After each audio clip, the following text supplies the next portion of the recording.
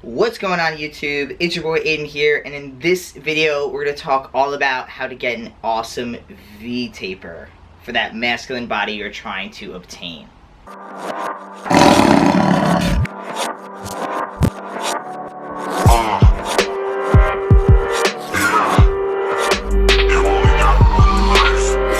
Why is a V-taper a little bit more of what we're trying to go for?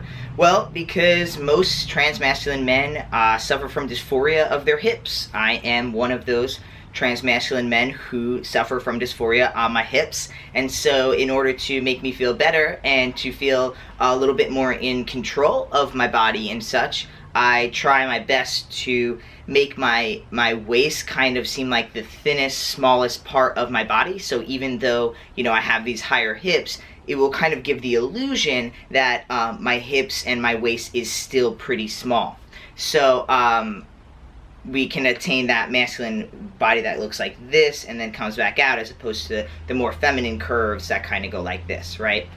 So here are 3 very easy techniques on how to build up muscles around your hips and waist to kind of give that more of a V-taper shape. What I'm going to do is I'm going to flip to some recordings that I did in the gym, working with things that if you have access to a gym, you could do and use. And I'll kind of talk over those things as to why they are good things to do, you know, and whatnot. And then I'll cut to doing it kind of at home, because in my last video that I did, a lot of people are like, oh, can you do at-home stuff? Can you do at-home stuff? Because I totally understand. It does feel very intimidating to go into the gym. So maybe you want to start working out at home before you go and buy your gym membership, okay? So I'm going to show you the alternatives to do these things at home. Alright, so the first exercise I'm going to show you that's going to add to your V-taper is going to be a lat pull-down. What am I going to do for my at-home lat pull-down? Well, I'm going to do a pull-up. So you would probably need some type of pull-up bar. This is the Gold's Gym pull-up bar I bought personally from Walmart for like $30, and it hangs in any regular size door frame. But if you don't have $30, then what you could do is you could find a tree branch, you could find a door frame if you have the strength to hold on. That's some really good grip strength. You should maybe check out rock climbing if you're really good at that. But anything that you could do a pull-up on solid, nice at. I mean, even your local park, again, like fences. I use tree branches a lot, like when I'm out and about, I'm like, oh, here's a tree branch, right? So anything that you can, that will hold your whole body, that is, you know, straight along so that you could pull yourself up, okay? So here is what I use, and I'll show you how it gets used. So we're outside of the 0.5cc studio. I've got my Gold's Gym pull-up bar, and this is exactly how it works. You're just gonna lock it in to the outside, see that up here? Then the bars are gonna be on the sides. Boom, you're done. Now you can start doing pull-up all day long. What you're going to be working when you do a pull-up is going to be your upper lats, okay? You'll hear people talk about lower lats and upper lats, okay? And your upper lats are what's going to make you appear broader, and if your lower lats are going to make you appear thicker. So for me personally, trying to keep that tapered waist, I'm not going to do a lot of, not that I'm not going to do any low pulls to work my lower back, my lower lats or my lower back, but I'm going to definitely focus more on my upper lats, because the upper lats are going to come out, they're going to give you that taper in right here, and your lower lats, if you bring those out, it's just going to make your waist look a little bigger. So for me personally, I work out for my own personal benefits and stuff like that, and one of them is my body dysphoria. So for me, I'm not going to do things like deadlifts. I'm not going to do things that are going to work a lot of that thickness and width of my back, because I don't really feel like that's going to make me feel more comfortable in my body.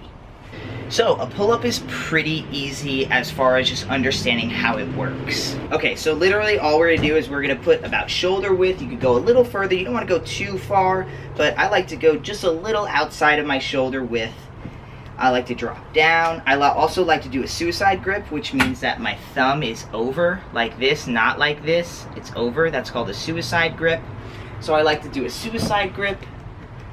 I put my feet, you can't really see my feet, but I'm going to dangle my feet below me, kind of in this shape. and I'm just gonna pull up.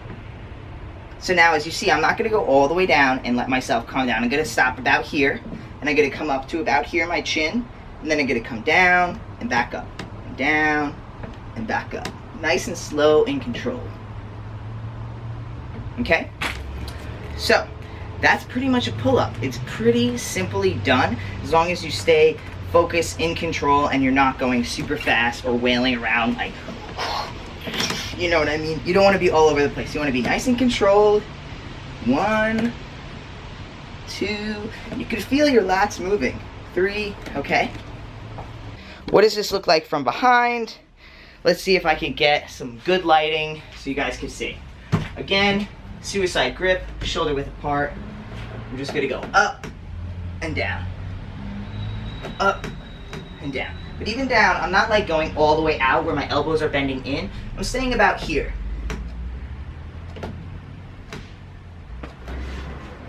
Boom.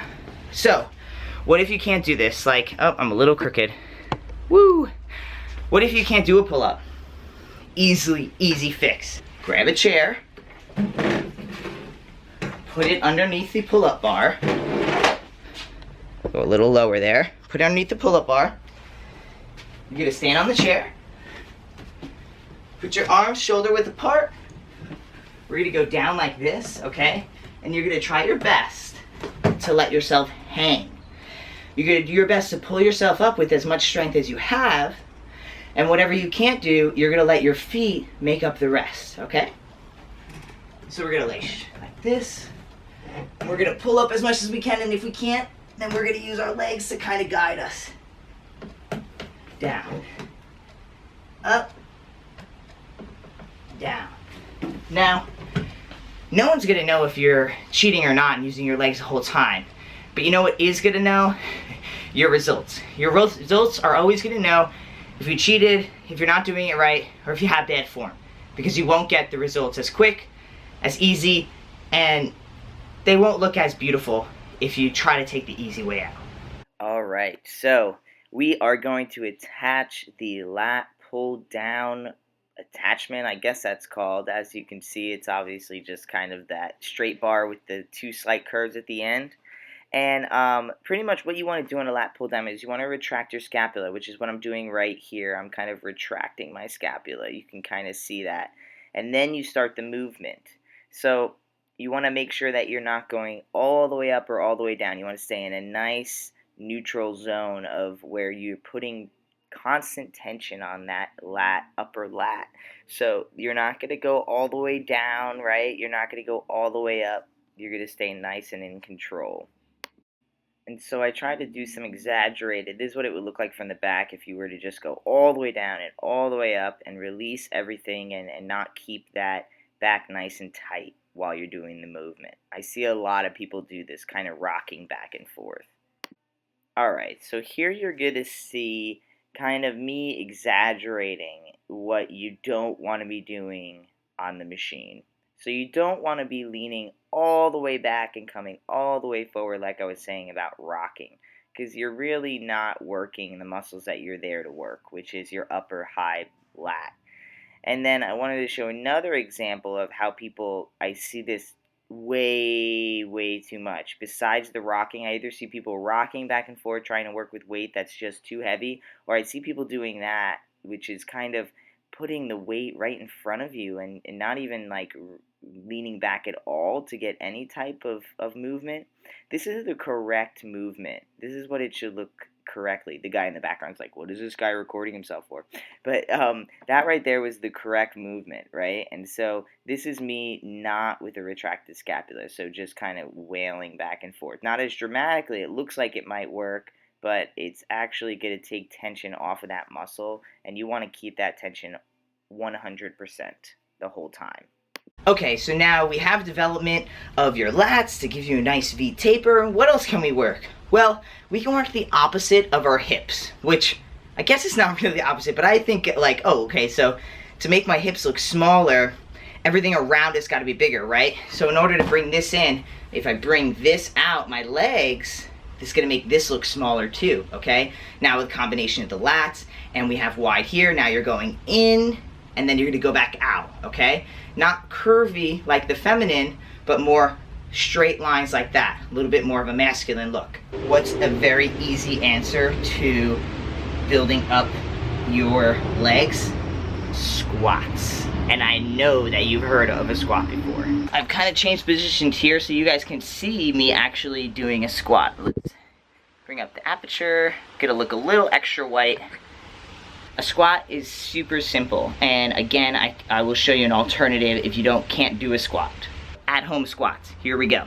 You're gonna stand straight, okay? My feet are aligned, shoulder width apart. Well, a little bit more than shoulder width. Shoulder width, so your own comfort level. You're gonna go down till you're about in a seated position, and then you're gonna come back up and thrust your hips forward. And then bring your hips back and forward. Now what you will notice is, let me get your brace back a little bit more so you can see a little bit more of my upper body there. Pardon my mess over here. Okay. You can see my upper body straight. I like to put my hands in front of me. I don't know why, it's just something I like to do. And then you're gonna bring your ass out first and then drop with your knees, okay? I'm not gonna go like this, and I'm not gonna drop my knees first and then my ass, okay? So we're gonna pop your butt out, and then you're gonna go into a squat. You're gonna come to about sitting position. Some people can go really low, it just depends. This is when people say ass to grass, that's what they mean.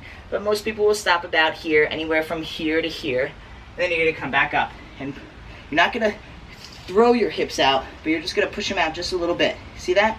Then we're gonna drop it back into the position, go down, come back up, throw your hips out. And that's a squat, that's it.